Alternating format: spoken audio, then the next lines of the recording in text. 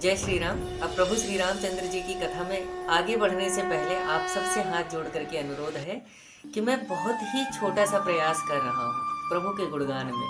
प्रभु श्री रामचंद्र जी के गुणगान में मेरा बहुत ही छोटा सा प्रयास है और कृपा करके आप अपना आशीर्वाद बनाए रखिए और इसी प्रकार प्रभु श्री रामचंद्र जी की कथा में हमारे साथ बने रहिए। और अब प्रभु श्री रामचंद्र जी की कथा में आगे का वर्णन करते हैं। जब श्री राम जी ने परशुराम जी से बारंबार विप्रवर कहा तो वे क्रोधित होकर बोले कि तू भी भाई के समान टेढ़ा है। और अब आगे है कि निपटे ही द्विज कर जानहि मोहि, मैं जस विप्र सुनावहु तोहि। चाप स्त्रुआ सर आहुति जानू, कोप मोर अति घोर कृशानु। तब परशुराम जी प्रभु श्री रामचंद्र जी से कहते हैं कि तूने मुझे निरा ब्राह्मण ही जान लिया। मैं जैसा ब्राह्मण हूँ वैसा तुझे सुनाता हूँ। मेरे धनुष को श्रुआ, बाण को आहुति और मेरे कोप को महाप्रचंड अग्नि के समान समझो।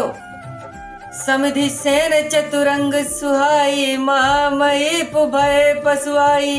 मैं परसु काटी बलि दीने, समर यज्ञ जप कोटिन कीने। सुहावनी चतुरंगिनी सेना समिधा है, उसमें बड़े बड़े राजा आकर बलि के पशु हुए हैं।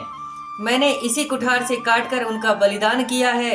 ऐसे समर यज्ञ मैंने करोड़ों किए हैं। यानी परशुराम जी कहते हैं मैंने ऐसे कई सारे युद्ध किए हैं जिसमें हजारों करोड़ों राजा आकर के आयुति बने हुए हैं। मोर प्रभाव विदित नहीं तोरे, बोलसी निदर विप्र के भोरे। भंजे चाप दाप बड़ बाड़ा, अहमिति मनव जीत जग उठाड़ा। मेरा स्वभाव तुमको मालूम नहीं, इसी से ब्राह्मण को धोखे निरादर करके बात कर रहा है। धनुष तोड़ने से तेरा अहंकार बहुत बढ़ गया है कि मैं ही हूँ, मानो संसार को जीत कर मैं सबके सामने खड़ा हूँ। राम कहा मुनि कहूँ बिचारी, ऋषि अति बड़ी लघु चूक हमारी। छूत ही टूट पिनाक पुराना, मैं कहीं हेतु करूँ अभिमाना। तब प्रभु श्री रामचंद्र जी ने कहा कि हे मुनि, विचार कर बोलिए, आपकी ऋषि बहुत बड़ी है और हमारी जो भूल है वह बहुत ही छोटी है। हाथ से छूटते ही पुराना धनुष टूट गया, मैं किस कारण अभिमान करूं। जो हम निदरहि विप्रवधि, सत्य सुनहु भृगुनाथ।